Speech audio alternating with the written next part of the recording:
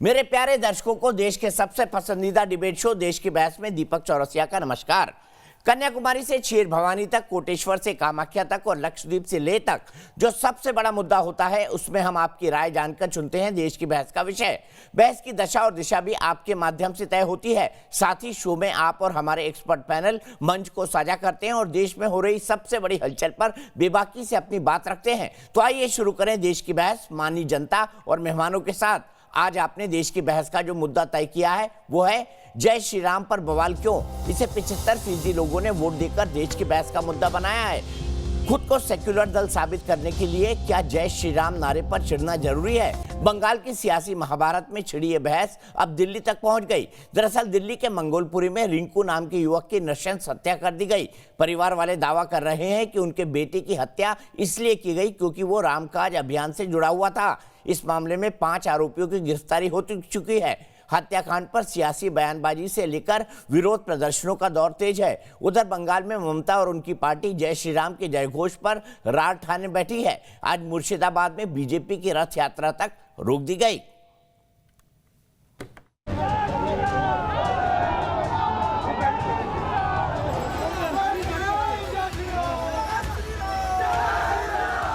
जय श्री राम की गूंज अब भक्ति भाव के संसार के अलावा राजनीतिक संसार में भी खूब गूंज रही है।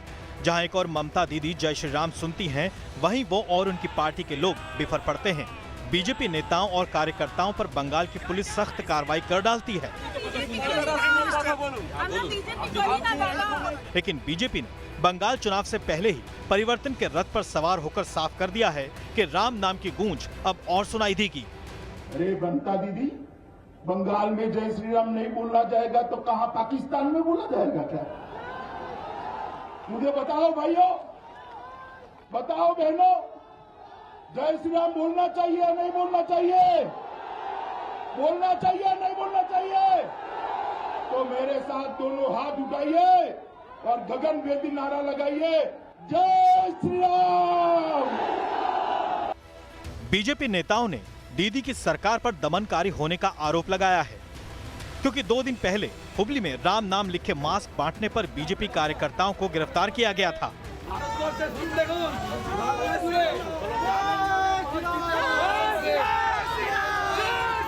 पश्चिम बंगाल की मुख्यमंत्री ममता बनर्जी लगातार हमलावर हो गई हैं। নিজেদের একবার বলবেন রাবণ সীতা হরণ করেছিল রথে চড়ে, সেই রথটাও কি আপনারা চালাচ্ছেন? हालांकि गृह मंत्री अमित शाह ने बंगाल की जनता से ममता दीदी को लेकर खास वादा भी कर डाला है। मैं आपको वादा कराता हूं, चुनाव समाप्त होते हुए ममता दीदी भी जय श्री राम बोलती हो जाएगी, आप चिंता मत करिए। बंगाल की हालत देख टीएमसी सांसद दिनेश त्रिवेदी तक ने इस्तीफा दे दिया है। माननीय चेयरमैन साहब के साथ कहता हूं, मैं आज यहां से इस्तीफा दे रहा हूं। दूसरी ओर दिल्ली के मंगोलपुरी में रिंकू नाम के शख्स को कत्ल करने की वारदात सामने आई है। परिजनों का दावा है कि जय श्री राम के जयकारे को लेकर उसको मार डाला गया। दिल्ली पुलिस ने 5 आरोपियों को गिरफ्तार भी किया है। देश की बहस में आज सवाल श्री राम के नाम से जुड़ा है। जिस श्री राम से राम राज्य की परिकल्पना होती है, उसी राम का नाम लेने से कुछ लोग गुस्से में आ जाते हैं, हिंसा करते हैं, यहाँ तक कि हत्या भी कर डालते हैं। ऐसा क्यों?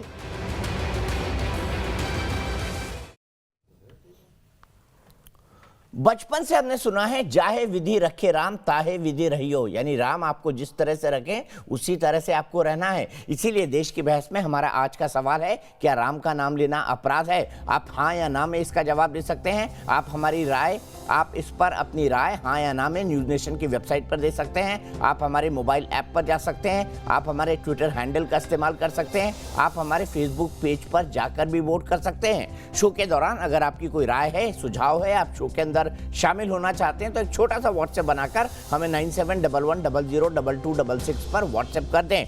सबसे पहले अपने पैनल को इंट्रोड्यूस करूंगा। मेरे साथ भारतीय जनता पार्टी से प्रेम शुक्ला जी जुड़े हुए हैं। मेरे साथ अवनिजेश अवस्थी हैं जो कि प्रोफेसर है दिल्ली यूनिवर्सिटी के और संघ के विचारक हैं। मेरे साथ मुजिबिर रहमान है जो कि एक पॉलिटिकल एनालिस्ट हैं और वकील हैं। मेरे साथ विवेक श्रीवास्तव जी हैं जो कि लेफ्ट के नेता हैं। मेरे साथ विनय सिंह साहब हैं जो कि टीएमसी के नेता हैं। सभी से बातचीत होगी। जय श्री राम पर बंगाल में क्यों बवाल होता है उस पर भी बात होगी, लेकिन सबसे पहले रिंकू शर्मा के भाई मनु शर्मा मेरे साथ हैं। मनु, मैं आपसे सबसे पहले ये जानना चाहूंगा, हुआ क्या था? पुलिस कह रही है कि भाई ये विवाद जो है वो एक रेस्टोरेंट में विवाद हुआ था, इसका जय श्री राम के नारे या राम काज से कोई लेना देना नहीं था। आपकी क्या सफाई है इस बारे में? मनु बताइए।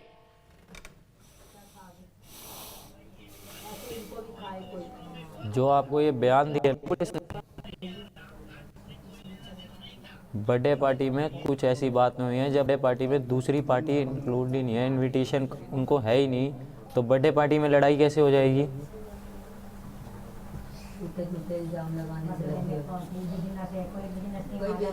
आप कह रहे हैं कि दूसरा पक्ष है उसको बर्थडे पार्टी में इनविटेशन था ही नहीं?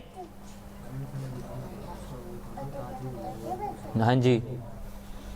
मनु हुआ क्या था? मनु हुआ क्या था, तफसील से बताइए हमें। किस बात पर विवाद शुरू हुआ और कैसे ये बात यहाँ तक पहुंची कि रिंकू को अपनी जान गंवानी पड़ी? एक मासूम जिंदगी जो है इस तरीके से उलझ गई और इस तरह से खत्म हो गई। हमने एक 5 अगस्त 2020 में राम जन्मभूमि राम जी की यात्रा निकाली थी।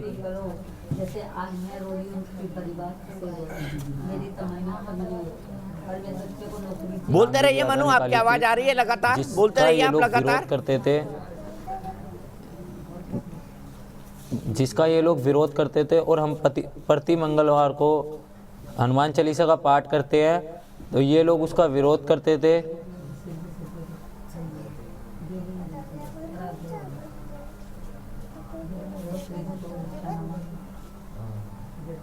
बोलते रहिए मनु, अपनी पूरी बात पूरी करिए, अटक अटक के मत बोलिए, बोलते रहिए अपनी बात। ये इसका विरोध करते थे, बस इसी चक्कर में थोड़ी इनसे एक बार पहले भी अनबन हुई थी, जिससे कि उस टाइम हमने कोई FIR दर्ज नहीं कराई थी, क्योंकि इन्होंने माफ़ी हो गई थी आपस में कि आस पड़ोस के हैं। तो ये उस टाइम से धमकियां देते हुए आ रहे थे कि हम छोड़ेंगे नहीं, रिंकू को छोड़ेंगे नहीं, जान से मार देंगे। तो इन्होंने कल भैया को जब अकेले आते हुए देखा, तो ये 12-13 लोग मिलकर डंडे और चाकू लेके आए। भैया भागा भागा घर आया। जैसे ही मैंने गेट खोला तो इन्होंने ये भी पीछे पीछे भागते आ रहे थे, तो इन्होंने डंडे बरसाना चालू कर दिए हमारी पूरी फैमिली पे। बीच बचाव में मैंने अपने मम्मी पापा को अंदर कर लिया था, मम्मी पापा को अंदर वाले कमरे में बैठा दिया था, अंदर बंद कर दिया था। मैं जैसे ही भैया को भी करने जा रहा था, इन्होंने भैया को बाहर खींच लिया। भैया को बाहर खींचते ही 10 या 20 मीटर की दूरी पे जैसे भैया भागने की कोशिश कर रहे थे कि मैं बच जाऊं, तो इन्होंने वहाँ चाकू मार दिया भैया को। बहुत अफसोस की बात है मनु, वाकई बहुत अफसोस की बात है। मैं आपसे ये समझना चाहूंगा कि कल का ट्रिगर पॉइंट क्या था? कल किस बात पर विवाद हुआ? क्योंकि पुलिस रेस्टोरेंट का विवाद बता रही है, दरअसल हुआ क्या था कल, ये भी बताइए कि किस बात पर ये लोग नाराज हो गए। और मैंने फुटेज में हम दिखा रहे हैं लगातार, वो फुटेज भी हम दिखा रहे हैं कि कैसे 12-13 लोग डंडे, लाठी, रॉड उससे लेस होकर रिंकू को मारने के लिए पहुंचे थे वहां पर। ये लोग आज से नाराज नहीं है, ये 5 अगस्त से ही नाराज हैं, जब से ये हमारा विरोध करते थे। क्योंकि मेरा भाई, जो बड़ा वाला भाई रिंकू शर्मा, वो हिंदुत्व के लिए काम करता था, हिंदुत्व धर्म के लिए काम करता था, अपने धर्म के लिए काम करता था, तो ये उसका विरोध करते थे। ठीक है, आपकी बात समझा कि हिंदुत्व के लिए काम करने के चलते उसका विरोध करते थे। 5 अगस्त को जब आपने रैली निकाली थी, उसके बाद क्या हुआ था मनु, ये भी बताइए मुझे। उसके बाद थोड़ी सी बहसाबासी हुई थी। जो ये नसरुद्दीन को पकड़ा गया है, उसकी वाइफ है, जो उसकी वाइफ भैया को आते जाते छेड़ती थी, गाली गलौज करती थी, लेकिन भैया कुछ नहीं बोलता था। तो एक बार इनसे अनबन हुई थी, तो बाद में कोम्पर हो गई थी कि इन्होंने माफ़ी कर ली थी कि कोई बात नहीं होता है। तो ये जब से ही विरोध कर रहे हैं उस बात का। और हम प्रति मंगलवार हनुमान चालीसा का पाठ करते हैं, उसका भी विरोध करते हैं कि ये क्यों करते हैं, और रिंकू शर्मा क्यों आगे होता है अपने धर्म के लिए, ये करते हैं। ये दबा के रखने की कोशिश कर रहे थे सबको।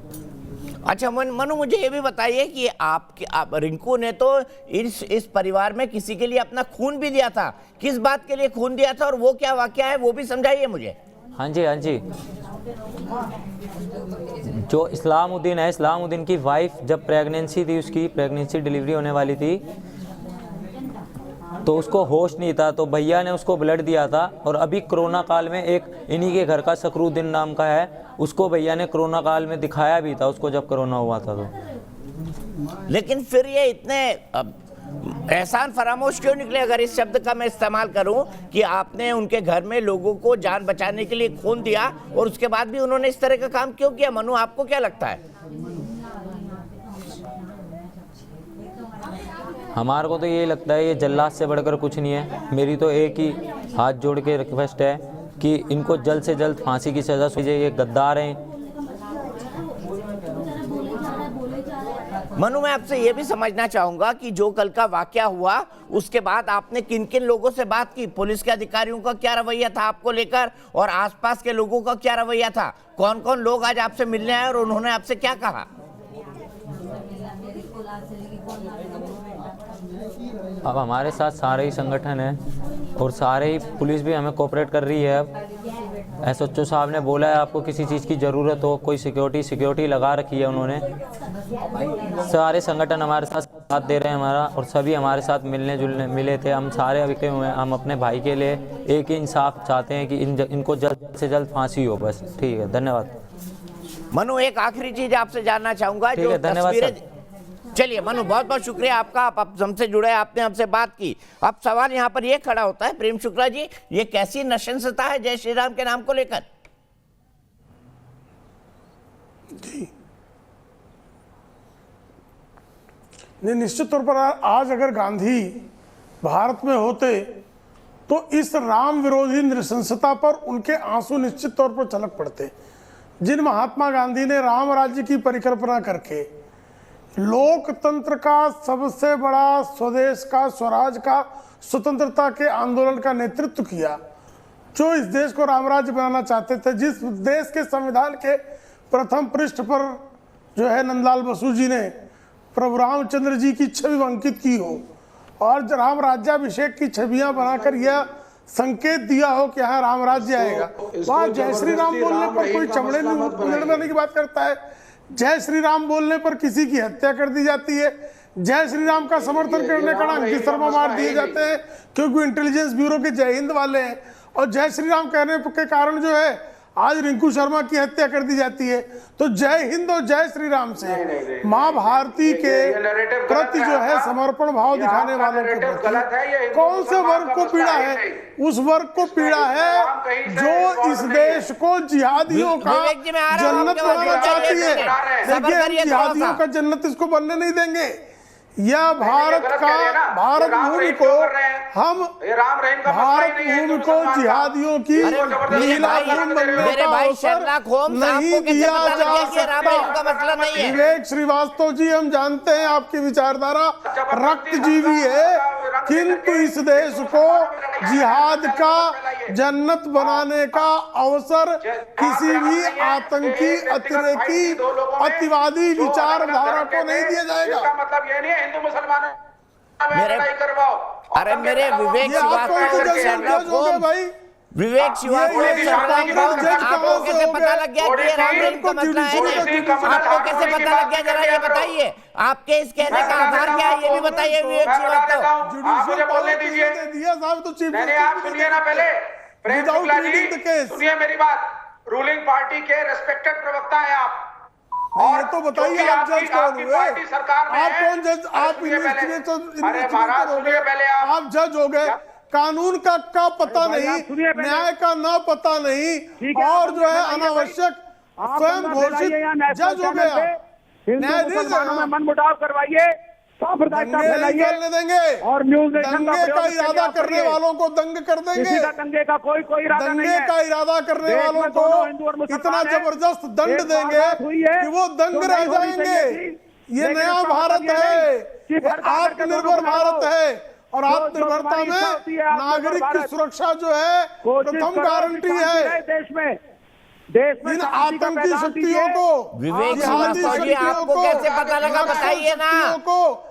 चुप कराइए पहले, असंवैधानिक शक्तियों को आप बीच में बोल रहे हैं ना सबके। विवेक श्रीवास्तव जी बीच में मत बोलिए, मैं उनको चुप कराता हूँ। आप मुझे बताइए, प्रेम शुक्ला जी एक मिनट सुन लेते, उनकी बात भी सुन लेते। विवेक श्रीवास्तव, शेरलॉक होम्स, मुझे बताइए आपको कैसे पता लगा कि ये राम रहीम का मसला है ही नहीं? आपको कैसे पता लगा? अब मैं आपको बता देता हूँ, अब आप सुन लीजिए धैर्यपूर्वक। पहली चीज आपसे गुजारिश है, इतना इंपॉर्टेंट चैनल है आपका, इतने बड़े एंकर हैं आप, कोशिश करिए कि चैनल का प्रयोग देश में शांति के लिए हो, और ऐसी कोई बात कोई प्रवक्ता और एंकर ना बोले जिससे हिंदू और मुसलमानों में मनमुटाव फैले। ये देश सबका है, ये पहली अपील है मेरी। दूसरी बात, आप चुप करके सुनिए पहले यहाँ पे, धैर्य की आप सुन लीजिए महाराज। जहां तक इस केस का सवाल है, अरे यार चुप रहो जरा, बोलने दो कोई अच्छी बात। लड़ाई झगड़े के अलावा कुछ आता नहीं है। रोज आ जाते हो प्रेम शुक्ला जी, इतना अच्छा बोलते हो और बोलते गलत के लिए हो। कभी शांति के लिए बोल लिया करो, प्रेम के लिए बोला करो यार। हाँ, अच्छी बात क्या होती है? आप सुनिए, ये जो झगड़ा है, हम शांति के कॉमन सेंस से बताइए। हम रक्तजीवी कम्युनिस्टों के विरोध में इसीलिए। अरे चंदा जीवी जी, मुझे बोल लेने दीजिए थोड़ा। आप सुनिए, ये लड़का जिसको मारा गया बहुत दुखद है, नहीं मारा जाना चाहिए। जिन लोगों ने ये किया है उनको सख्त से सख्त सजा हो, उनको पेशेंट फांसी हो, कोई समस्या नहीं है। लेकिन ये झगड़ा कम्युनल नहीं है, ये मर्डर धर्म के कारण नहीं। अरे मुझे ये बताइए ना, आप किस आधार पे बोल रहे हैं कम्युनल नहीं है? विवेक श्रीवास्तव, आप आधार बता दीजिए ना, आप किस आधार पे बोल रहे हैं कम्युनल नहीं है? आपने मृतक के भाई को सुन लिया, उसने क्या बोला ये भी आपने सुना। आप कौन होते हैं निष्कर्ष पर पहुंचने वाले? जो बोला बिल्कुल सही मैं कह रहा हूँ। ये व्यक्तिगत झगड़ा था, एक ही मोहल्ले में सब रहते थे। गजब की बात है, गजब की बात है विवेक श्रीवास्तव, आप निष्कर्ष पर भी पहुंच गए। अब विजय अवस्थी जी, क्या निष्कर्ष पर पहुंचा जा सकता है? और उसके बाद मुझे भी रहमान के पास जाऊंगा। अब विवेक श्रीवास्तव जी चुप हो जाइए, आपने अपनी बात कह ली। अब विजय अवस्थी जी, विवेक श्रीवास्तव ने निष्कर्ष दे दिया। दलील सुनी नहीं आपने, बड़े ही शातिर तरीके से बिना दलील सुने आपने दूसरे प्रवक्ता को बुलाया सर, और बीच में आप प्रेम शुक्ला को बुलाते रहे। दलील सुन लीजिए, व्यक्तिगत मामला पड़ोस का था। जो शहीद हुआ उसने मेरे शर्लॉक होम, ये बताइए ना, आप तो अपने घर में बैठे हुए मंगोलपुरी की घटना को आपने इन्वेस्टिगेट भी कर लिया घर पर बैठे बैठे। ये कैसे चमत्कार हुआ ये बताइए ना। आप ही के चैनल पे उस लड़के ने अभी टीवी पे बोला कि मेरे भाई ने इस्लामुद्दीन की बीवी को खून तक दिया। तो क्या जब तक व्यक्तिगत रिश्ते ना हो पड़ोस में ऐसा होता है कहीं? ठीक है, ठीक है। अब यहाँ जाते हैं मुजब्बिर रहमान के पास। मुजब्बिर रहमान जिसको खून दिया उसके लिए इतनी नृशंसता, ये कौन सा धर्म है बताइए? दीपक जी, 1 मिनट में आपके पास आ रहा हूँ।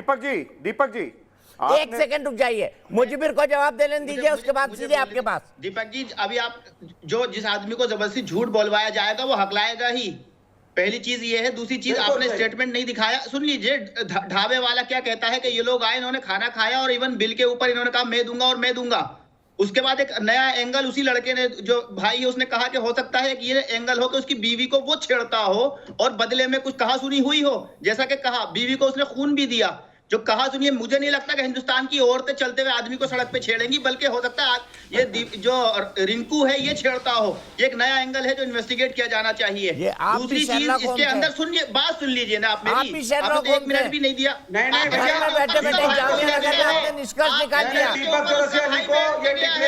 आप और उसने कहा कि उसको सारी संस्थाओं का समर्थन हासिल है, सब लोग मिलने आ रहे हैं। बीजेपी का काम ही है, संघ का काम ही है कि मुद्दा उठाओ, बनाओ। देखो सारी संस्थाएं पहुंची हुई हैं, उसको बेकाया। उसने एक वर्ड कहा था, ये गद्दार हैं। इसमें गद्दार वर्ड कहां से आ गया? क्योंकि संस्थाओं ने जाके कहा होगा इनके खिलाफ आप बयान करो, ये लोग गद्दार हैं, मुसलमान गद्दार होते हैं। ये उसने वर्ड कहा है, आप रिपीट कर लीजिए। आप रिपीट, प्रेम शुक्ला जी,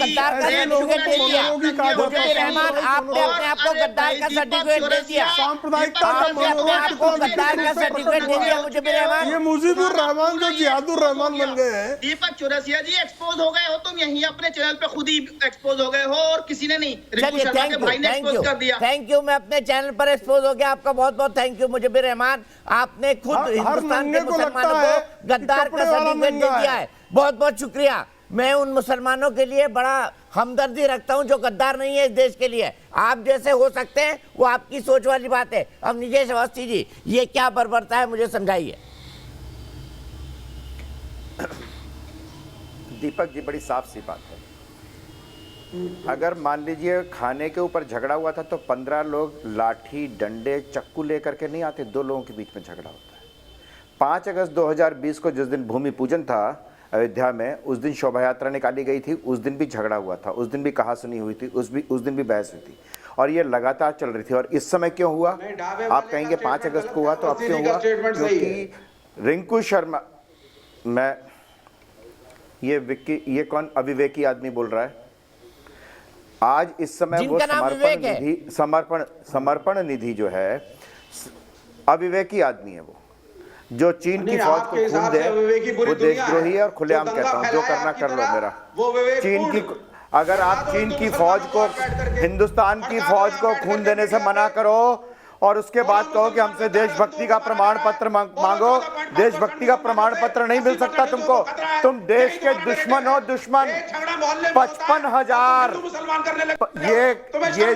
ये जो कम्युनिस्ट पार्टी है 55,000 हत्याएं की थी जो इनके बुद्धदेव दास गुप्ता ने विधानसभा में पश्चिम बंगाल की माना था। बंगाल में कंपनी कहां से? अरे भैया मोहल्ले का झगड़ा है, ये वो कम्युनिस्ट पार्टी है, थोड़ी शर्म करो। ये वो कम्युनिस्ट पार्टी है जिसने 1942 में अंग्रेजों के साथ दिया और फिर हिंदुस्तान की जनता से माफी मांगी। 1962 में इसने चीन का साथ दिया, फिर माफी मांगी। 1975 में इमरजेंसी का साथ दिया, फिर माफी मांगी। अभी फिर माफी मांगेंगे, अभी फिर माफी मांगेंगे। एक बात देख लीजिए, जो सारे तत्व एक दूसरे से मिल रहे हैं, जो सारे तत्व दीपक जी एक दूसरे से मिल रहे हैं। विवेक श्रीवास्तव जी, सबके बीच में नहीं प्लीज। विवेक श्रीवास्तव जी, सबके बीच में नहीं प्लीज। आप बोलिएगा, आपको इतना सम्मान देते हैं हम, आपको लगातार डिबेट में बुलाते हैं, सम्मान देते हैं बड़े भाई की तरह आपको। सुन लीजिए ना उनकी बात। अब निजय जी बोलिए। मैं सुन रहा हूँ। इस समय समर्पण निधि एकत्र करने का कार्यक्रम चल रहा है और मुझे मालूम है कि शाम तक कुछ लोगों ने, कुछ मुसलमान लोगों ने कहा ये बहुत दरिंदगी है, बहुत गलत काम हुआ है, सजा मिलनी चाहिए। मैं आपको विश्वास दिलाता हूं 2 दिन के बाद इसमें नए एंगल जोड़ करके इन तमाम लोगों को निरपराध साबित कर दिया जाएगा, निर्दोष साबित कर दिया जाएगा। और ये तमाम लोग, मुजीबुर रहमान ने तो आपसे अभी से शुरू कर दिया। आप 2 दिन बाद देखिए, इनको लीगल एड दी जाएगी, बड़े बड़े वकीलों की बैटरी खड़ी की जाएगी, चंदा इकट्ठा किया जाएगा। नहीं, ऐसा कुछ नहीं है। आप बेकार में एक चीज को बहुत बड़ा तूल दे रहे हैं कि लोग भूल गए। ये है विवेक श्रीवास्तव, मुजीबुर रहमान। नहीं, आप पढ़े लिखे प्रोफेसर हैं और अगर आप गिरफ्तार किया जाता है दिल्ली में वो लड़का, उसके ऊपर हमला हुआ और वो जय श्री राम का नाम, जय श्री राम कहता हुआ जय श्री राम बोल रहा। जवाब लेते मुझे फिर एक बात बताइए, आपको तो केस के बारे में उतना ही पता जितना आपने टीवी चैनल पर देखा। आपने बिना कुछ कहे उस लड़के को निर्दोष साबित कर दिया, जो लड़का टेलीविजन पर रिंकू शर्मा की हत्या करता हुआ दिखाई दे रहा है। बताइए, इसको कितनी निर्लज्जता बोलेंगे आप? आपके मन की, आपका बौद्धिक दिवालियापन नहीं बोलेंगे इसको? दीपक जी अब सुन लीजिए ना, आपने सवाल किया। रैली के अंदर वो अकेला आदमी था क्या? हिंदुस्तान के अंदर पहला जय श्री राम का नारा लगा है। जय श्री राम का नारा लग के दिल्ली दंगों में क्या हाल किया, कितनों को मार दिया मुसलमान ने, ये बताइए। झूठी आप बात यहाँ चला रहे हैं। उसकी मुझे तो जहां तक लगता है, उसके भाई ने जब खुलासा किया है, कितने बड़े अंकित शर्मा निकल के आ रहा है। ताहिर हुसैन ने ऊपर, ताहिर हुसैन ने क्या लगाया हुआ था ऊपर? गुलेल लगाई थी, तेजाब के टैंक रखे हुए थे वहां पर, पत्थर इकट्ठे किए थे। वो ताहिर हुसैन कौन था? मेरे साथ में लेके चलूंगा आपको। दीपक ये नहीं चलेगा। ताहिर हुसैन कौन है? ताहिर हुसैन आइडेंटिफाई करके मुसलमानों के घर जलाए हैं जनाब। आइडेंटिफाई करके एसिड क्यों रखा हुआ था? तेजाब क्यों रखा हुआ था? एक्सेप्ट करो ना सच्चाई को। आप तो करेंगे नहीं, आप तो नाथूराम गोडसे वाले अंकित शर्मा को 50 चाकू मारे देश से हकीकत। अरे ये नाथूराम गोडसे वाले तो आप क्या ओसामा बिन लादेन वाले? आप क्या ओसामा बिन लादेन वाले? बताइए ना, इस बात को भी बताइए, इसका भी जवाब दीजिए। अगर अब निजेश अवस्थी नाथूराम गोडसे वाले हैं तो आप ओसामा बिन लादेन और हाफिज सईद वाले हैं। नहीं, हमने इस देश को बनाया है, हमने इस देश को बनाया है और हमने आजादी दिलाई। जिन लोगों ने शाहीन बाग के नाम पर आग लगाई, उन लोगों को देश बनाने वाला नहीं मान सकता मैं। उन लोगों को देश बनाने वाला नहीं मान सकता मैं सीधे चलूंगा। मेरे दर्शक जुड़ गए हैं। ललित सिंह सांचो जयपुर से। ललित सिंह जी क्या कहेंगे मनु शर्मा के, रिंकू शर्मा के इस इंसिडेंट के बारे में? जो भारत देश में हर पार्टी, हर शख्स, हर व्यक्ति राम राज्य की कामना करता है, तो जय श्री राम का नारा तो हिंदुस्तान में ही लगेगा।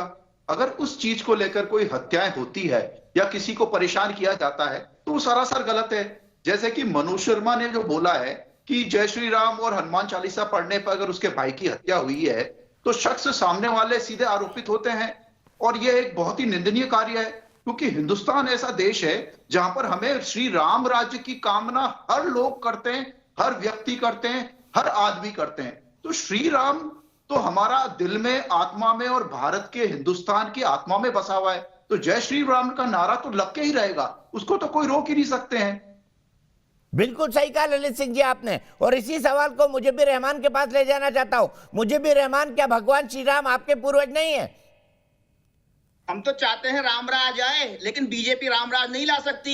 ये तो रावण राज से भी बुरा राज है जो ये लाएंगे।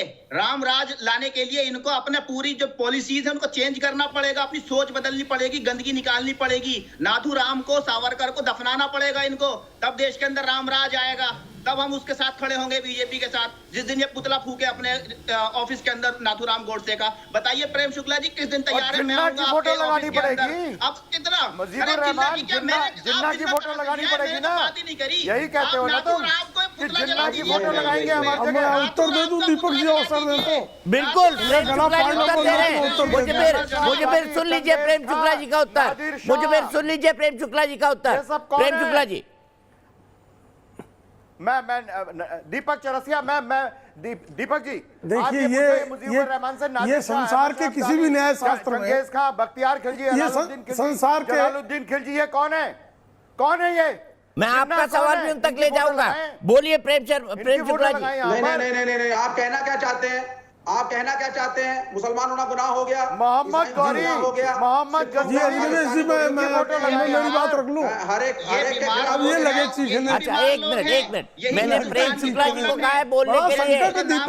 प्लीज विवेक भाई, इसके बाद मैं तुरंत आपके पास आऊंगा। और मुझे भी अगर सवाल पूछे तो जवाब सुनने की हिम्मत भी रखा करिए। प्रेम शुक्ला जी।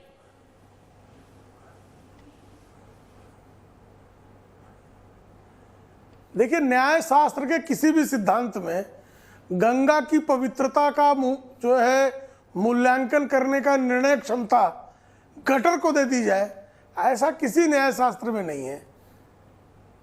जय श्री राम के नारे को अगर कोई अल्लाह अकबर कहकर जय श्री राम बोलने वाले की हत्या करे, इस जिहादी गतिविधि को संचालित करने के बाद वो कहे कि नहीं, उसमें जो है उसके परिवार, उसकी लड़की से संबंध रहा होगा, वो खून देने वाला जो है, जिसने अपना खून दिया, वो खून देने वाला उसको छेड़ता रहा होगा।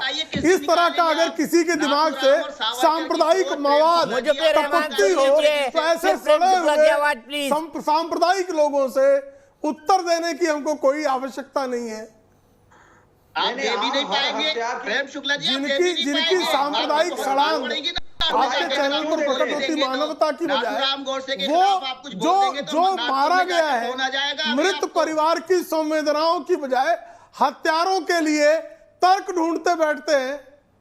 ये क्यों चीख रहे हैं भाई? के लिए तर्क कोई नहीं ढूंढ रहा। दीपक जी, ये क्या कौन सा रोग हुआ है जो अनावश्यक यहाँ वहाँ कहाँ की बात कर रहे हैं? आपके प्रश्नों का उत्तर देने का मैं अधिकारी हूँ और मैं उन प्रश्नों का उत्तर दे रहा हूँ। ये बीच में क्यों रोक टोक और टोक रहे हैं? हमारी सिर्फ ये अपील है, आपका ये रोकना टोकना और शाब्दिक टोकना, इससे जो की गरिमा गिरती है। ठीक है, मैं सीधे विकास सिंह जी के पास जाता हूँ। मैं सीधे विनोद सिंह जी के पास जाता हूँ। जिस तरह से है, लेकिन दूसरों को आप हर चीज में सांप्रदायिक रंग मत लाइए ना। जो हुआ अनफॉर्चुनेट हुआ, गलत हुआ, हत्यारों को कड़ी से कड़ी सजा दीजिए। मृतक के परिवार के साथ विवेक श्रीवास्तव जी, आप पीड़ित परिवार की बात भी नहीं सुनेंगे। ये कौन सा न्याय है कि आप पीड़ित परिवार को बोलेंगे वही बोले जो विवेक श्रीवास्तव चाहते हैं? ऐसा कैसे हो सकता है बताइए? सब कुछ सांप्रदायिकता से पूरी तरह से सना हुआ है। ये पारिवारिक मामला था, पड़ोस का मामला था, झगड़ा हुआ, लड़ गए। अच्छा, मुसलमान से लड़ जाए अच्छा, ये कहाँ है? कौन गया था जांच करने? विवेक श्रीवास्तव गए थे जांच करने। शेरलॉक होम्स है वो। कहाँ से तथ्य ले आए? बीच में हो सकता है। शेरलॉक होम्स है हमारे विवेक भाई। नहीं है और आपका कथ्य भी तथ्यहीन है। विवेक भाई शेरलॉक होम्स है, वो किसी की भी अंतर्यामी है, जांच कर सकते हैं और निष्कर्ष भी दे सकते हैं, डिसीजन भी दे सकते हैं। थोड़े दिन बाद अदालत में बैठेंगे जजमेंट करते हुए। अपराधी को दंडित करने के लिए विवेक श्रीवास्तव की एनओसी की आवश्यकता अभी तक आईपीसी में नहीं हुई है। नहीं, आईपीसी में हो गई है, हो गई है। विवेक श्रीवास्तव जो बोलेंगे वो अकाट के है। पहले बयान को पहले सुन लीजिए। आप पहले पुलिस के पहले बयान को सुन लीजिए, आप समझ लीजिए, और मैं सुन करके समझ करके आया हूँ। पुलिस कितनी अच्छी लग रही है इनको, सुनिए सुनिए, पुलिस कितनी अच्छी लग रही है आज इनको, आज कितनी अच्छी लग रही है पुलिस विवेक श्रीवास्तव को। ठीक है, मैं बहस को आगे बढ़ाता हूँ, मैं सीधे विनय सिंह जी के पास चलता हूँ। विनय सिंह जी बताइए, जैसे दिल्ली में जय श्री राम बैन है, वैसा क्या पश्चिम बंगाल में भी बैन है? बताइए विनय सिंह, या आप भी बोलेंगे मुझे जय श्री राम? दीपक भाई, पश्चिम बंगाल में जय श्री राम के नाम से किसी को कोई आपत्ति नहीं है, कोई समस्या नहीं है। इसको बढ़ा चढ़ा करके आप लोग मीडिया में ला रहे हैं, और कोई नाराजगी नहीं है। ममता जी क्यों बोल के गई कि मेरी बेइज्जती कर रहे हैं? दिखाया जाता है, बेइज्जती का सवाल नहीं है। जय श्री राम बोलने का और उसके उद्घोष करने का भी कोई एक जगह है, उसका अपना वजूद है। जहाँ तहाँ हम जब मन में आया जिसके सामने, जैसे हम जय श्री राम का नारा प्रेम से, धर्म से जय श्री राम को अपना भगवान मानकर हम अगर हम नाम का अगर प्रयोग करें तो ठीक है, और अगर हम किसी को देख करके जय श्री राम हम तनाव तैयार करने के लिए जय श्री राम बकते रहे तो यह कोई सभ्यता नहीं है। भगवान श्री राम ने यह शिक्षा नहीं दी है, और रामचरितमानस में, रामायण में ऐसी कोई शिक्षा नहीं है। और राम राज्य की जो सपना जो भारतीय जनता पार्टी दिखा रही है, जो लोग भारतवर्ष के रेल को बेच दिए, जो BSNL को बेच दिए, जो एयरलाइंस को बेच दिए, जहां दिल्ली में आज 2 माह से ज्यादा हो गया किसान आंदोलन पर बैठे हैं, उनकी समस्याओं का समाधान नहीं होता है। 40 वर्ष के दौरान बेरोजगारी भारतवर्ष में सबसे ज्यादा नरेंद्र मोदी सरकार के दौरान ही हुआ, और गरीब से होते चला गया, और सारे देश का जितनी संपत्ति है, जितना उद्योग है, अंबानी और अदानी के हाथों में दिया जा रहा है। तो एक तरफ से तो भगवान राम निंदा निबंध आगे रख करके ये व्यवसाय कर रहे हैं। अच्छा, व्यवसाय कर रहे हैं, ठीक है। सीधे अवनीश जी के पास चलता हूँ। अवनीश जी, भगवान राम के नाम पर आप व्यवसाय कर रहे हैं, बताइए। विनय सिंह जी जवाब सुन लीजिए। वो विनय सिंह जी, आपके राज्यसभा सांसद और जिसको पूर्व मंत्री थे दिनेश त्रिवेदी, आपके नेता ने आपके चेहरे पर से नकाब हटाया आज राज्यसभा में, संसद में। ऐसा नकाब उतारा कि TMC वाले सारे नंगे के नंगे हो गए वहां पर, सारे नंगे हो गए वहां पर। दीपक जी बोलने का मौका दीजिएगा। बिल्कुल दूंगा विनय जी की बात है। आप सुन लो विनय सिंह, बोलूंगा, सुन लो विनय सिंह। अब क्या मारा तमाचा, जोरदार तमाचा रहा है, जोरदार तमाचा मारा है आज दिनेश त्रिवेदी ने। ऐसी चपेट पड़ी है कई दिनों तक। तो सुन लीजिए प्रेम शुक्ला जी, असली बात यह है कि बेचने सुन लो प्रेम शुक्ला, सुन लो। प्राइवेटाइजेशन की दिनेश त्रिवेदी, ये इकोनॉमी ओपन उन्होंने की, और भाजपा सरकार। अच्छा, प्रेम शुक्ला नहीं आप, अब अवस्थी बोल रहे हैं, उनको कंप्लीट करने दीजिए विनय भाई, आप ही के पास आ रहा हूँ सीधे। किसी ने नहीं बेचा। इस बीच अपराजिता जी मेरे साथ आ गई है, महंत राजू दास जी आ गए, और तेज पूनावाला आ गए, 3 लोग। तब तक बहुत अच्छा नहीं पड़ेगा। दिनेश त्रिवेदी के जाने से वो अर्जुन सिंह के नाक में नकेला अपने पहना दिया है। दिनेश त्रिवेदी का तृणमूल से जाना और भारतीय जनता पार्टी ने क्यों लेकर तो पहले क्यों नहीं निकाल दिया भाई? अर्जुन सिंह को पहले क्यों नहीं निकाल दिया नकेल? ये पहले क्यों नहीं डाल दी तुमने? अरे हम ये नकेल तुमने पहले क्यों नहीं डाल दी? इन लोगों को निकाल नहीं, काहे को तुम नकेल पहले डालते ना फिर? अरे तुमने नकेल पहले काहे को नहीं डाली? नकेल पहले काहे नहीं डाली तुमने? इंतजार किस बात का कर रहे थे? ये नकेल पहले क्यों नहीं डाली? अर्जुन सिंह को बताइए ना विनय सिंह, बताइए ना। अब गाल सहला रहे हैं आप, अब गाल सहला रहे हैं। इतनी जोर का तमाचा पड़ा है आज, ऐसा तमाचा पड़ा है, और पार्लियामेंट में पड़ा है, बाहर नहीं पड़ा, संसद में, संसद के भीतर पड़ा, बड़ी जोर का पड़ा। साबित होगा। अच्छा विनय सिंह जी जवाब सुन ले। अपराजिता सारंगी जी मेरे साथ जुड़ गई है। अपराजिता जी क्या बोलेंगी आज? दिनेश त्रिवेदी ने जिस ड्रामेटिक अंदाज में आज राज्यसभा से TMC से इस्तीफा दिया, उसको क्या कैसे देखती है पॉलिटिकली? क्या इससे पहले राज्यसभा में ऐसा कुछ हुआ है? जी आप सबको नमस्कार। दिनेश त्रिवेदी जी एक अनुभवी और स्वाभिमानी नेता हैं, देश के पूर्व रेल मंत्री भी रह चुके हैं।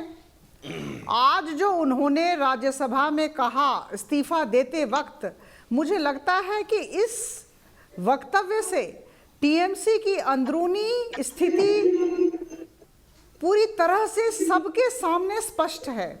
देखिए, वहाँ भय है, अराजकता है, कोई प्लेटफॉर्म नहीं है बातचीत करने की। उन्होंने बहुत सही ढंग से कहा कि मुझे घुटन महसूस हो रही है, मुझे प्लेटफॉर्म नहीं मिल रहा है अपने विचारों को अभिव्यक्त करने का।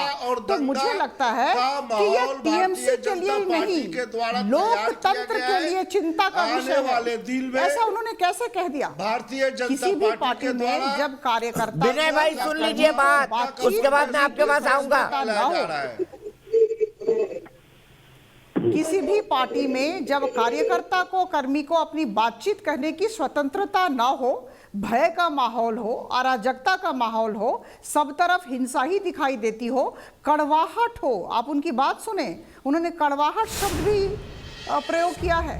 तो मुझे लगता है जहां इतनी कड़वाहट है, तो मुझे लगता है कि इस स्थिति में अभी टीएमसी को आत्मसमीक्षा करनी चाहिए। अभी भी समय है, घर संवार ले, नहीं तो ऐसा होगा कि अप्रैल मई तक ममता दीदी अकेले रह जाएंगी अपने भतीजे के साथ और सारी पलटन हमारी तरफ आ जाएगी।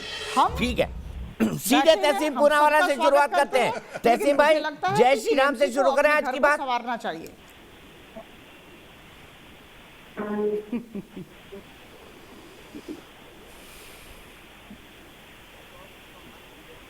तहसीन भाई जय श्री राम सुन के खामोश हो गए। तहसीन भाई जय श्री राम।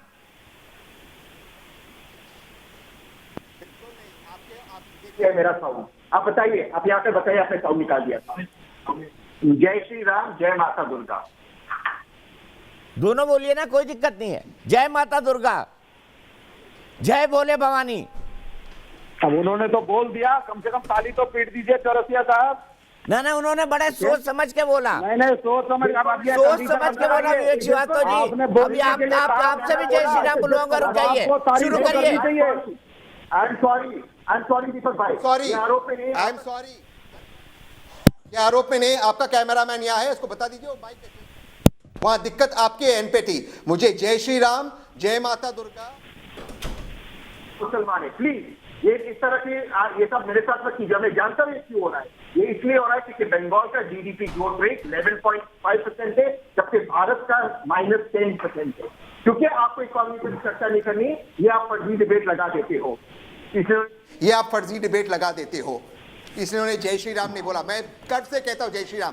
राम मंदिर के लिए चंदा दिया है मैंने, प्लीज मुझसे ये सब मत कीजिए। आप आपकी बहुत इज्जत करता हूं, आपके कैमरामैन से पूछिए, वो चलिए यहां से शुरू करते हैं। मुझे ये बताइए कि क्या किसी को आपत्ति होनी चाहिए बंगाल में अगर जय श्री राम बोला जाए? तो ममता दीदी ये सोचती है उनका अपमान हुआ है।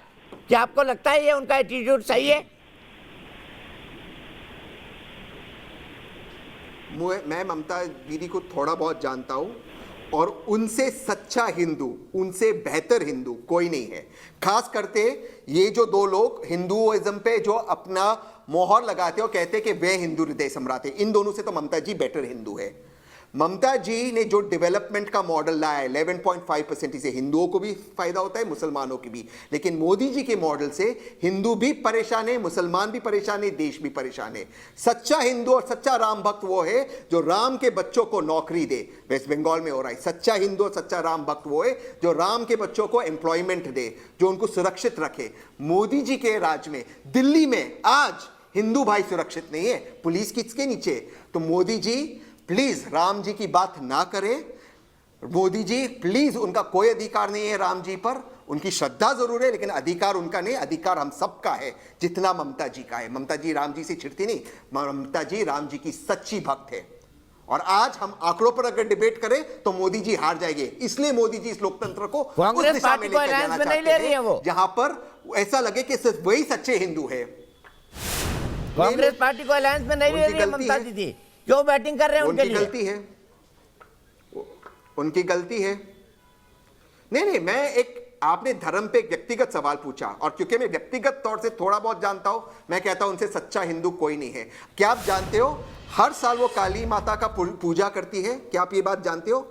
और बहुत भव्य तरीके से पूजा करती है वो, और सच्चे मन से करती है। क्या आप ये बात जानते हो? कितने लोग जानते हैं? ये हिंदू ने, वो हिंदू ने, सच्चा हिंदू नरेंद्र मोदी ने क्या लगा रखा है? इस मुल्क में सच्चा इंसान वो है, इस मुल्क में सच्चा इंसान वो है जो रोटी देगा, जो नौकरी देगा, जो गरीबों का हाथ पकड़ेगा। क्या राम के भक्तों को, राम के बच्चों को जिस तरह से 4 घंटे में लॉकडाउन करते सड़क पर छोड़ दिया, ये सच्चा हिंदू है, ये सच्चा भारतीय है? ठीक है, इसी का जवाब लूंगा। तहसीन भाई बहुत अच्छा पॉइंट रखा है आपने, इसी का जवाब लूंगा। गुलाम नबी आजाद के लिए आंसू निकला। सुनिए साहब, लास्ट लाइन बोलिए। लास्ट लाइन साहब, गुलाम नबी आजाद के लिए आंसू निकले, अच्छा ही निकला। गुलाम नबी आजाद के लिए आंसू निकले। हमारे 200 से अधिक किसान शहीद हो गए, एक आंसू नहीं निकला नरेंद्र मोदी जी के आंख से। क्या भगवान राम इससे प्रसन्न होते? अरे काय के राम भक्त और काय के प्रधानमंत्री। देश को उन्होंने बर्बाद कर दिया, इकोनॉमी को बर्बाद किया। इकोनॉमी पे डिबेट कीजिए साहब। इकोनॉमी पे डिबेट करेंगे जब 11% होगी। डॉक्टर शिव कुमार मिश्रा कानपुर से मेरे एक दर्शक जुड़ गए। डॉक्टर मिश्रा, क्या कहेंगे इस बहस पर? क्या जय श्री राम पर कोई आपत्ति होनी चाहिए किसी को? जी नहीं, मैं समझता हूँ बिल्कुल ये गलत है, क्योंकि राम हमारे आराध्य हैं, हमारे आदर्श हैं और भारतवर्ष की अस्मिता है। अगर हम उनको मर्यादा पुरुषोत्तम कहते हैं, और भारतवर्ष में ही नहीं बल्कि ये थाईलैंड और इंडोनेशिया जैसे देशों में भी वो आराध्य हैं, तो जय श्री राम के नारे से किसी को क्यों आपत्ति होनी चाहिए? बिल्कुल सही कहा आपने, किसी को आपत्ति नहीं होनी चाहिए, और इसी पर हम बहस कर रहे हैं। सीधे मैं चलता हूं अपराजिता सारंगी जी के पास। अपराजिता सारंगी जी, क्या वाकई देश की अर्थव्यवस्था डूब गई है? देश की दुकान बंद होने वाली है? तहसीन भाई को सुनकर ऐसा ही लग रहा है।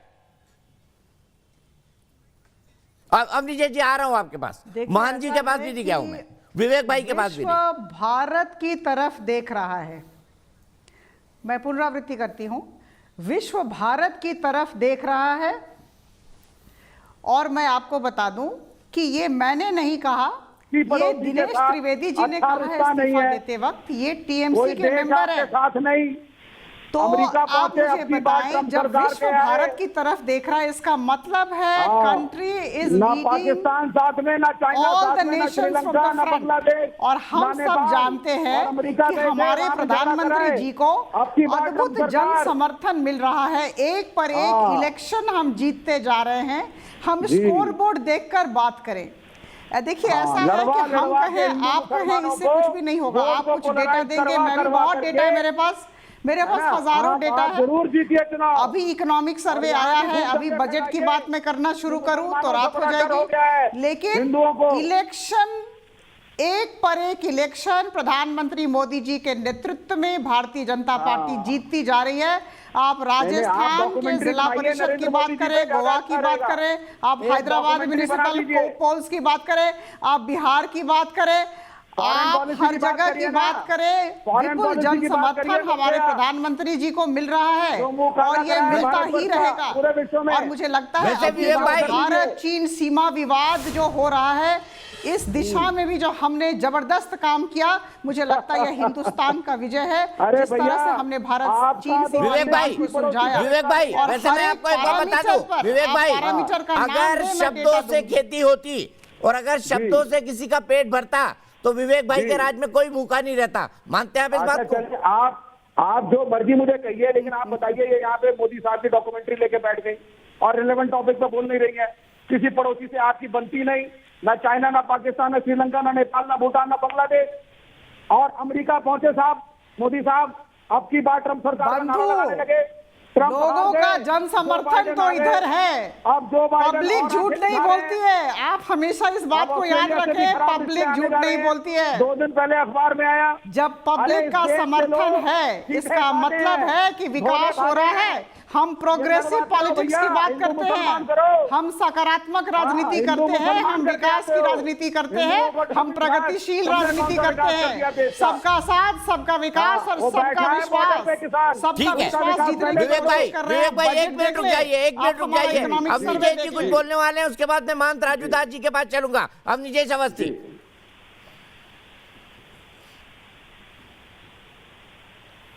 तो नहीं चाहता कि एजेंडा ये तय करें उसमें बोलूं, लेकिन मैं विवेक श्रीवास्तव को बता देता हूं कि तमाम देशों के इन्होंने जिनके नाम बोले उन सबको वैक्सीन दी गई है, मांगी उन्होंने और दी गई है।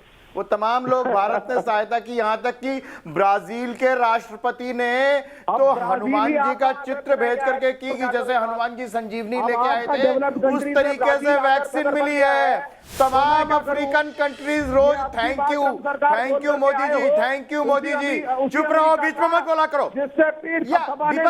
दीपक जी मैं इस आदमी के बीच में नहीं बोलता हूँ। क्या इस आदमी के बीच में नहीं बोलता हूँ, क्योंकि ये चीन का खाता है, ये चीन से पैसे लेता है, चीन से पैसे लेता है ये आदमी। और तहसील पूनावाला से मैं एक बात कहूंगा कि अगर चीन ने भारत की जमीन ले ली है तो सबसे पहले राहुल गांधी को MOU अपना कैंसिल करना चाहिए। ऐसे देश के साथ जो हमारे देश की जमीन खा गया उसके साथ MOU सार्वजनिक रूप से कहे कि मैंने जो MOU साइन किया था वो मैं कैंसिल करता हूँ, क्योंकि चीन ने हमारे देश की जमीन पे कब्जा कर लिया है। आपकी जमीन पे कब्जा किया, लड़ाई की, झगड़ा। ठीक है, सीधे तहसील के पास चले। उससे पहले महंत राजू दास के पास। महंत जी मुझे एक बार बताइए, क्या राम नाम पर किसी को आपत्ति होनी चाहिए? बिनोय सिंह बोल रहे हैं ममता दीदी को नहीं है, फिर क्यों नाराज हो गई वो जय श्री राम सुनकर? जय श्री राम के नाम पर, राम नाम के नाम पर किसी को भी आपत्ति नहीं होना चाहिए, लेकिन ममता दीदी को डर इस बात को लेकर है कि पश्चिम बंगाल में उनकी जमीन खिसक चुकी है। और देखिए लगातार विनय भाई इसके बाद आप ही का जवाब होगा। सारे बैंक में नहीं सुनिए तो दीपक जी, विनय भाई 1 मिनट आप ही का जवाब होगा। मान जी को बोलने दीजिए। प्रशंसा कर रहे हैं दीपक जी, केवल भगवान श्री राम को सामने रखकर। अरे विवेक भाई चुप तो हो जाओ, पहले शांत रहो। भाई विनय जी सुन लीजिए ना, मान जी को सुन लीजिए, जवाब आप ही के पास आएगा। और अगर आप लोग अच्छे वक्ता हो, अगर किसी राष्ट्रीय पार्टी के आप अच्छे प्रवक्ता हो तो शांतिपूर्ण तरीके से सुनिए, सुनने की क्षमता भी रखिए। चिल्लाने से काम नहीं चलेगा, फड़फड़ाने से काम नहीं चलेगा। फड़फड़ाते तो जल गए, खत्म हो गए, और नौबत ये आ गई खत्म होने वाले हो, फिर भी बुद्धि नहीं काम कर रही है। पूरा देश और दुनिया आपको देख रहा है, फिर भी किसी को बोलने नहीं दोगे, आवाज किसी की दबा दोगे आप लोग। दीपक जी सुन लीजिए पहली मेरी बात को, जय श्री राम से किसी को भी आपत्ति नहीं होनी चाहिए। भगवान राम सबके हैं और सबके लिए हैं। राम नाम सत्य से लेकर जय श्री राम से लेकर हर चीज में राम नाम व्याप्त है। लेकिन पता नहीं क्यों ममता दीदी को इस प्रकार से तकलीफ होती है जय श्री राम से, क्यों मंच से भाग जाती है। कोई जय श्री राम बोलता उसको बंद करा देती है, उसको मरवाती है। जब देखिए प्रधानमंत्री जी अयोध्या में जब भूमि पूजन चल रहा था उस समय में देखिए तमाम जगह छोटे छोटे जगह पे कोई भजन कीर्तन संकीर्तन कर रहे थे, भगवान राम की आरती कर रहे थे, तो उसको जेल के सलाखों के पीछे जाना पड़ रहा था। उनके मन में राजनीतिक द्वेष है, उनको डर सता रहा है, क्यों उनकी जमीन खत्म हो चुकी है इसके नाते, और कुछ भी नहीं, राजनीतिक लाभ लेना चाहती है वहाँ के मुसलमानों को। ठीक है, मैं यहीं पर रुकूंगा। विनय जी आप ही से जवाब होगा, बीच में मत बोलिए विनय भाई, आप ही से जवाब होगा ब्रेक के बाद।